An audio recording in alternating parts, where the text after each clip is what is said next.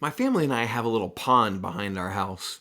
And on Saturday, after the fourth round of the NFL draft came and went and Sam Howell was still on the board, I gave up and I went and got in a kayak and started paddling because I didn't know what was going to happen. But finally, in the fifth round, the first pick of that round, Sam Howell came off the board. What happened?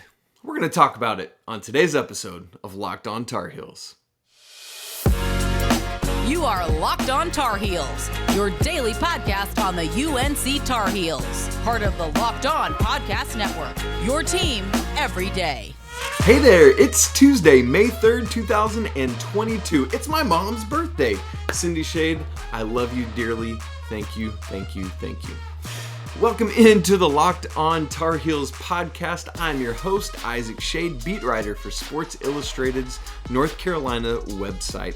And I just want to thank you for making this show your first listen every single day. Please don't forget, we are free and available anywhere you get podcasts. Go and subscribe right now. Also, for those of you watching on YouTube, thanks for making it your first watch today. Subscribe, hit the like button, ring that bell so you get notifications anytime a new episode drops. And please, would you leave a comment while you're here? I challenged us yesterday to see if we could get up to 200 likes and 50 or more comments, and we blew it out of the water. Let's do it again. Come on, let's make it happen. Love that.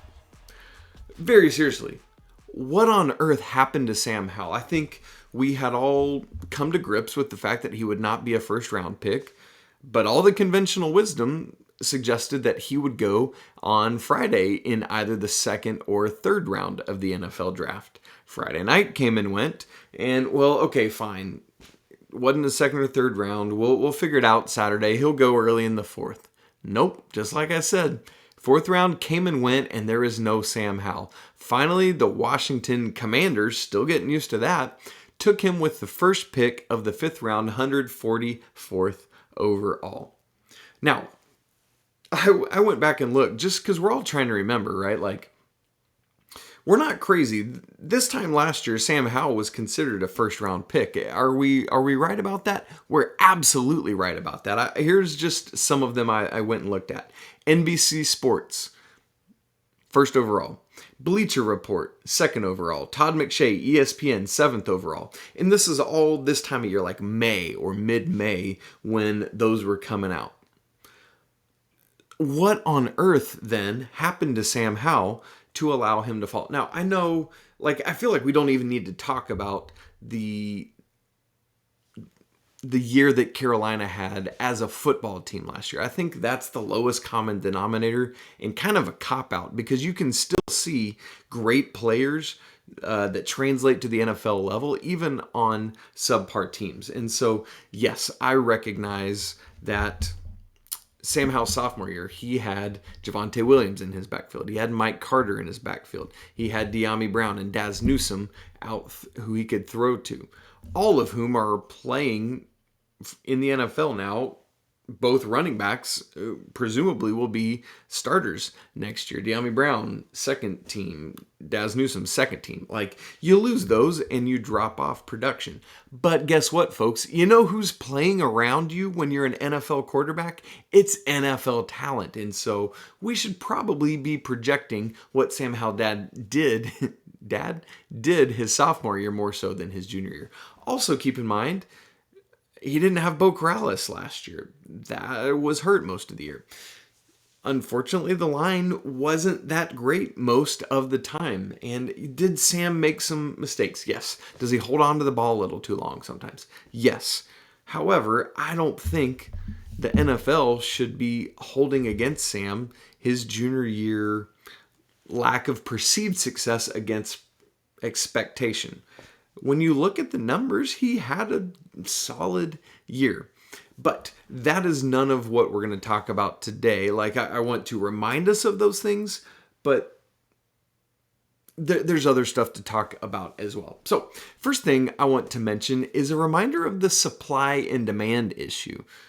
Little known fact here, there are only 32 teams in the NFL. No, I'm just kidding. That's not a little known fact. We all know that. But why do I say that? Is because these teams have been filling up with young talent the last several years. Yes, there's a lot of teams still out there with veteran talent going, but a lot of the NFL teams have just invested in young talent that's already producing in the NFL.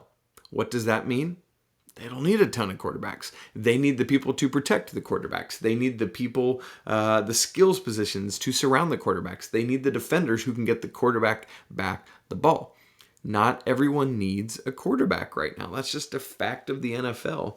And so because of that, we saw just one quarterback go in the first round, Kenny Pickett, and then, things kept going from there. Now, that's not explaining everything about Sam Howell specifically, but that does explain partly about the quarterbacks. Now, another thing about the quarterbacks is, turns out, typically we're going to have multiple quarterbacks and people trying to trade up to the top of the first round to get them. But it just seems like now that scouts maybe weren't as high on this quarterback draft class, when combined with that supply and demand I just talked about, you don't have a great situation for somebody who's fallen to fifth in line to be drafted early or even on the second day. And so that's just kind of the storm that Sam Howell came into with that. Because unfortunately, Sam was at the bottom of this list. There was this kind of group of 5 quarterbacks everyone was looking at, but Howell ended up going 6th.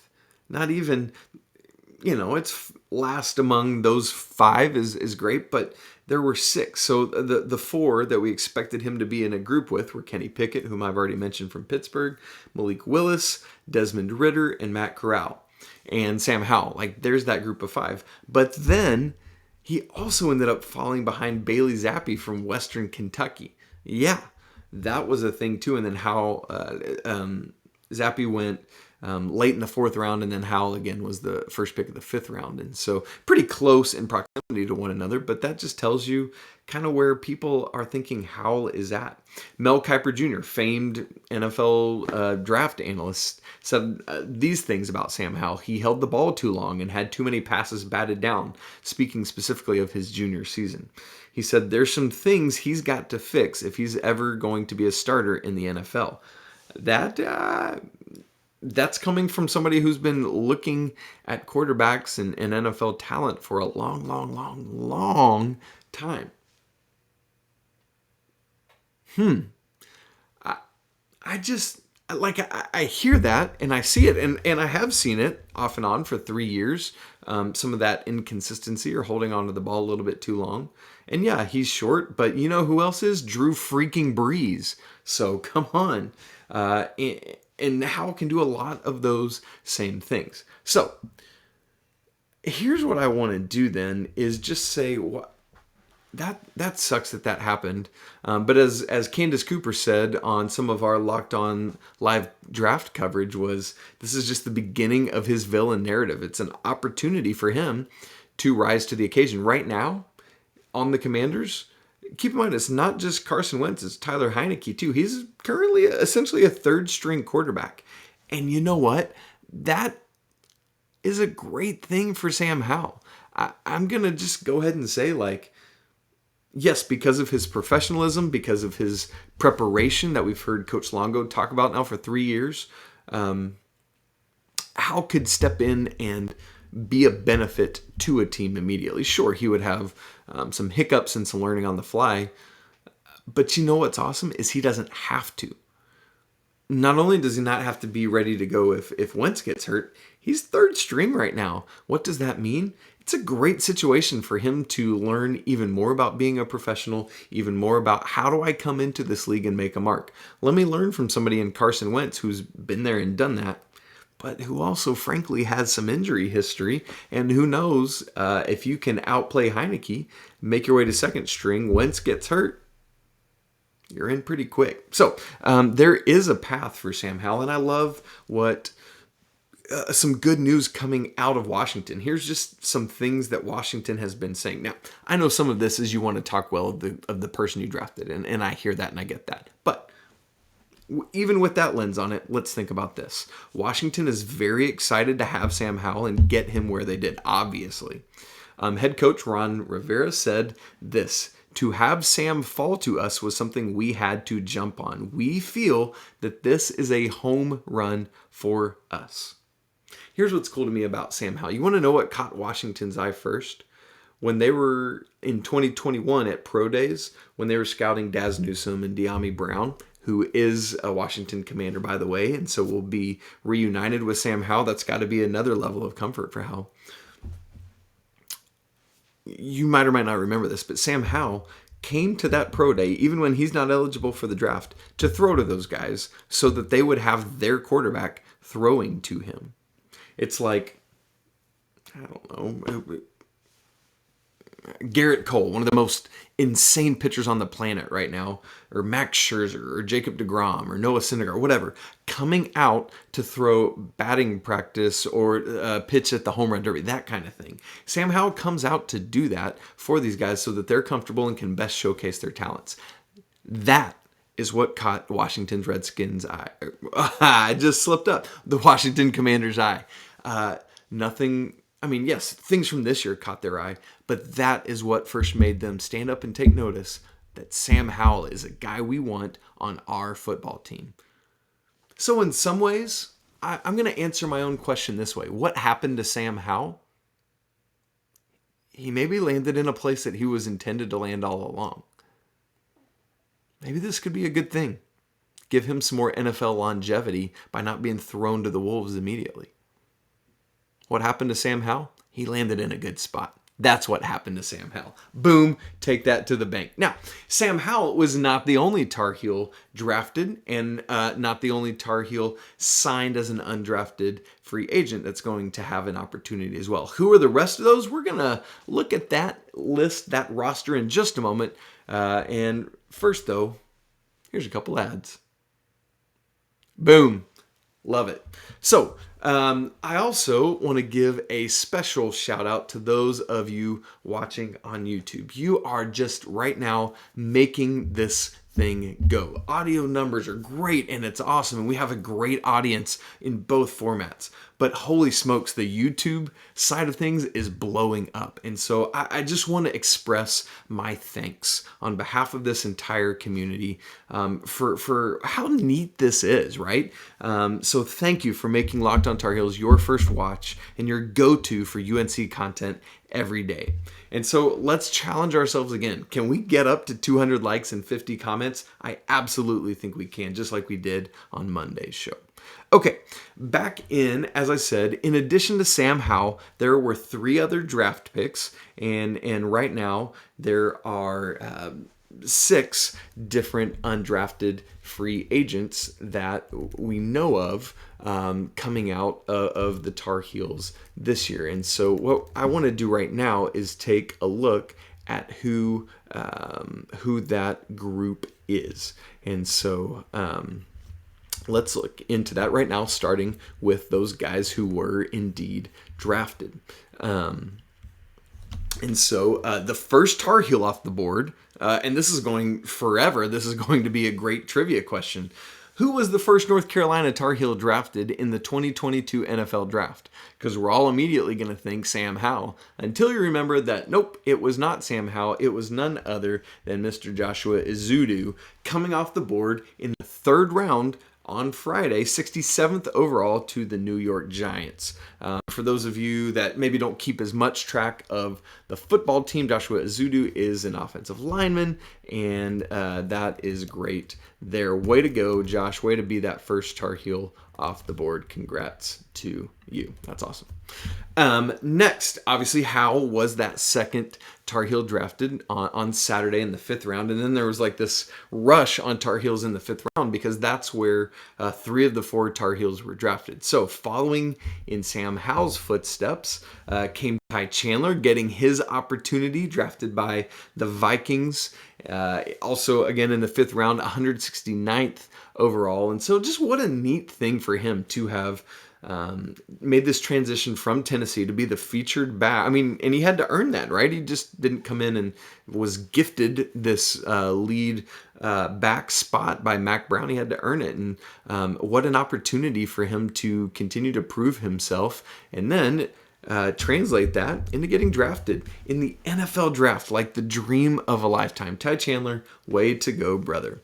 And then this is a really cool thing. So the fourth Tar Heel drafted, the last Tar Heel drafted in the 2022 NFL draft, was another offensive lineman, Marcus McKethan, who went to the Giants at, again, in the 5th round at 173rd overall. And the reason I emphasize Giants is because Joshua Ezeudu, also an offensive lineman from Carolina, also went to the Giants. And so these guys are going to be reunited in New York, offensive linemen who have played together, been together, know each other intimately, and you have to think that that provides a benefit for both of these young men.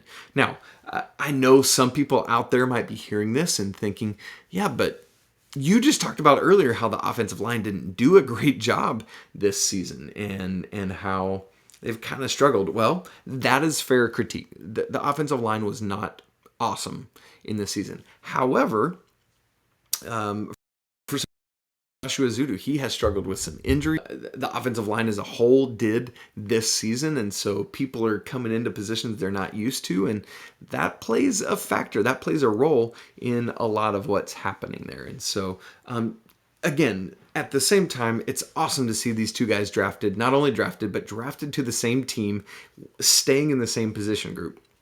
That's awesome. Can't wait to just see more from Ezeudu and McKethan of how they are being coming together as Giants and helping one another. Now, as we move into the undrafted free agents who are just going to have a shot, and these are just names we know of right now. Keep in mind, these are not, until we actually see them show up at camp or something, it's not legitimately fully 100% official. So just keep that in mind.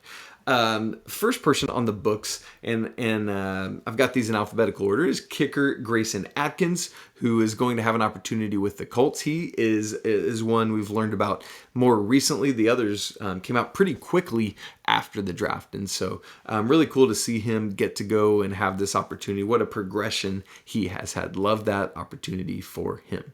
Next is a third Tar Heel signed by the Giants, and that's Tamon Fox. And just love to see how he's continued to progress. He came back, as you know, for this last season and is now going to move on, and would love for him to be able to make the team, be part of things there with Ezeudu and McKethan. How just super cool that would be.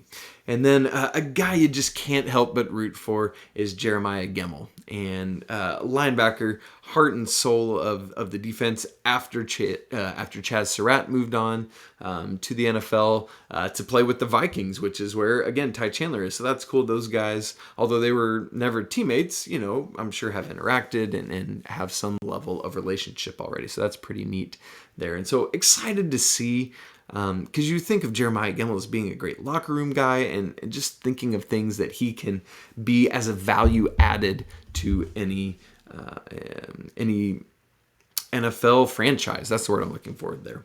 And so that's great. Moving down through our list alphabetically, Kyler McMichael, who you know as a defensive back, is signed with the Buccaneers as an undrafted free agent. Jordan Tucker, another offensive lineman. We just keep going through the list here, has signed as an undrafted free agent with the Steelers.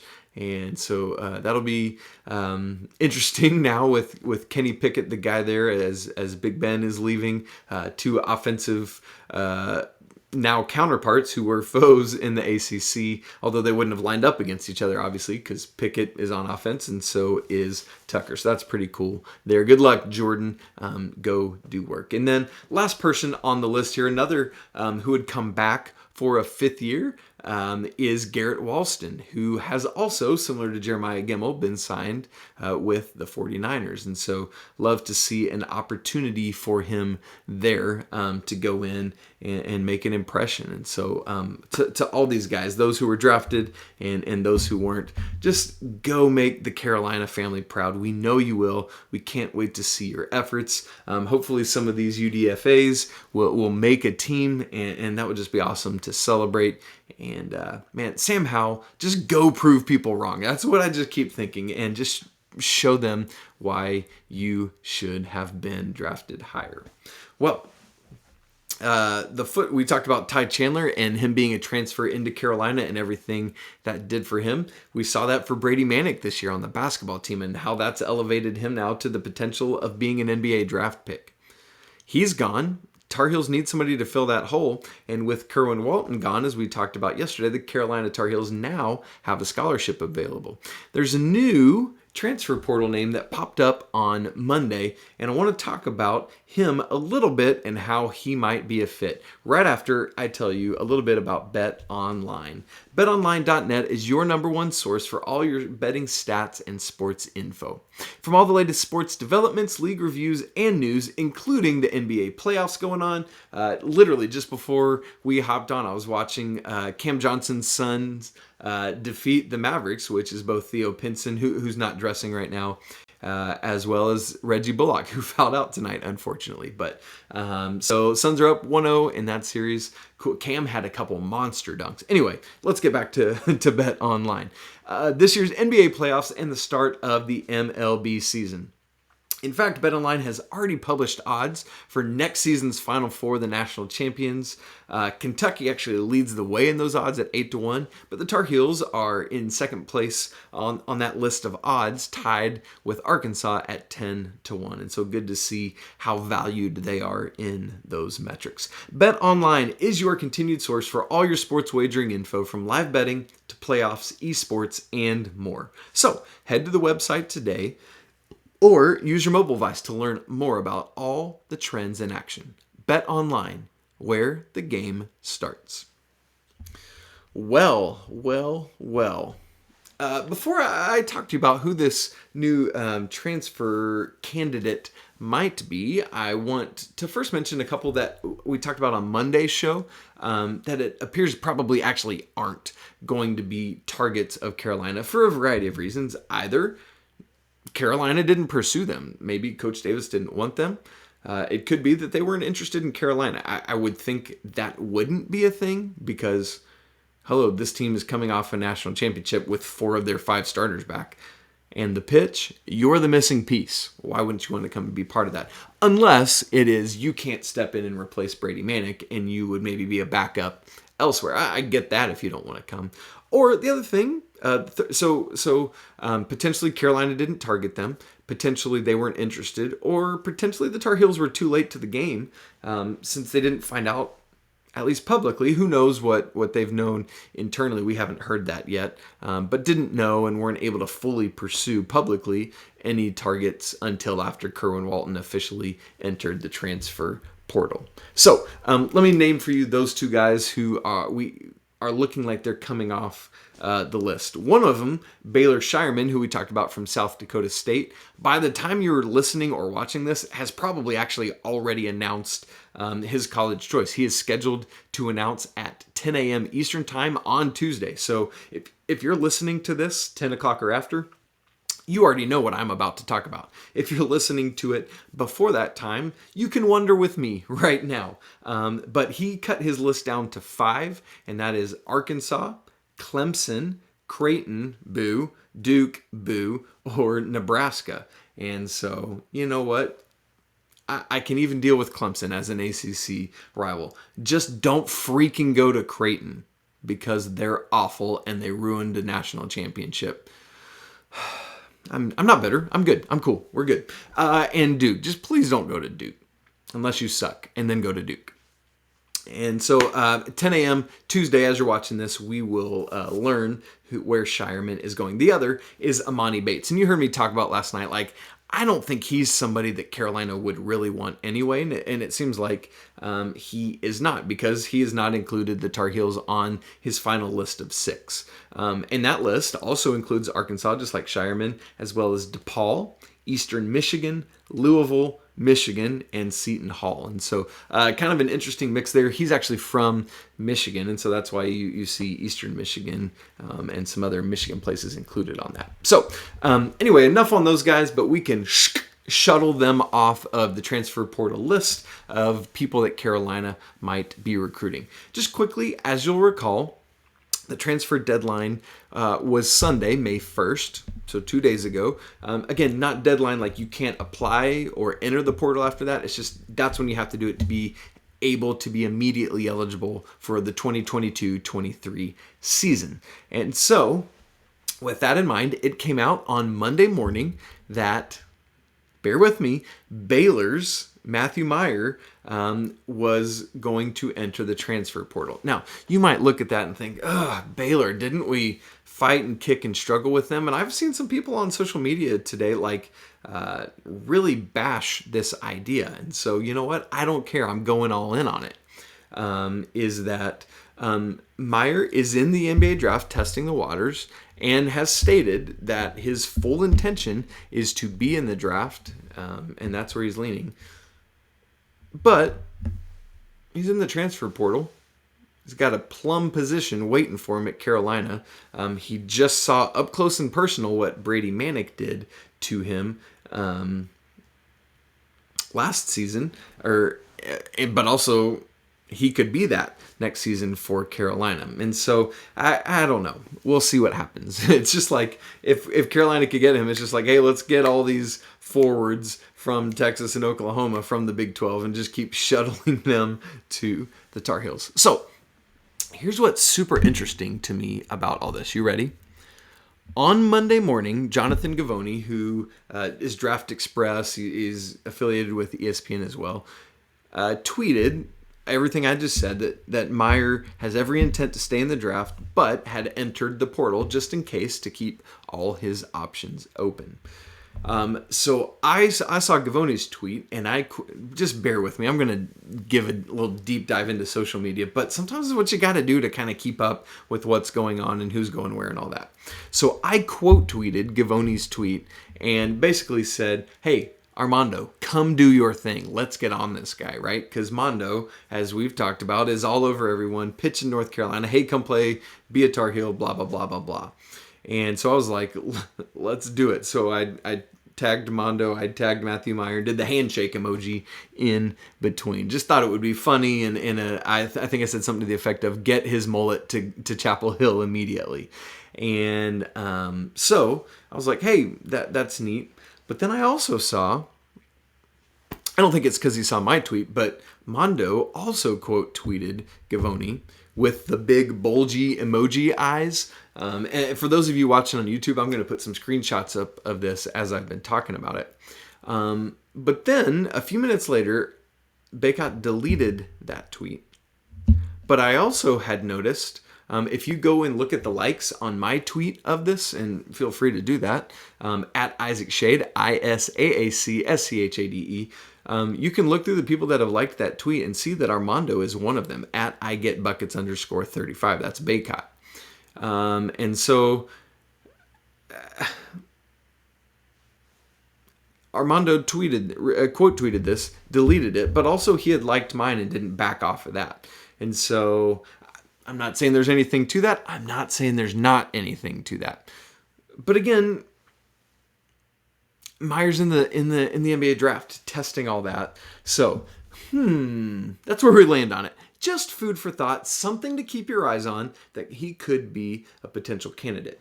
In fact, a little tease for tomorrow. That might be part of tomorrow's show. Stay with that. And in fact, that brings us to the end of today's show. That's it for this episode of Locked On Tar Heels. Go subscribe wherever you listen to podcasts. As I just said, you can follow me on Twitter at Isaac Schade. I just spelled it out for you. I'm not doing it again. Or you can follow the show on Twitter at Locked On Heels. And coming up on tomorrow's show, Coach K is back with us. Woo, you got your ears perked? I'm just giving you a hard time. If you were listening last week, we had our guy, the Carolina Coach K, Coach Pack Kilby, join the show for the first time. He's going to be back on tomorrow, Wednesday's show, and he's going to help us unpack up close and personal as someone who coached Brady Manek. What is he leaving behind, and what is it that he brings that Carolina needs to very specifically replace? He's going to give us some inside scoop on that and his thoughts and what he sees as a coach that the Tar Heels won't have because Manek's gone. So that's going to be some great content, and I'm excited for you to hear that. Now that you've made Locked On Tar Heels your first listen today, let me encourage you to make Locked On ACC your second listen. Get all your daily ACC news in less than 30 minutes. Just like all the other shows on the Locked On network, it's free and available everywhere you get your podcasts. So thanks so much for spending part of your Tuesday talking Carolina sports with me. I think we figured out where Sam Howell is and that he landed well. Talked about the other Carolina guys, and great to see them get some landing spots, and a little more talking about this transfer portal action. It's fun. It's so fun. We're talking about it more tomorrow, and I can't wait for that. But as for today, it's always a great day to be a Tar Heel. Until tomorrow, peace!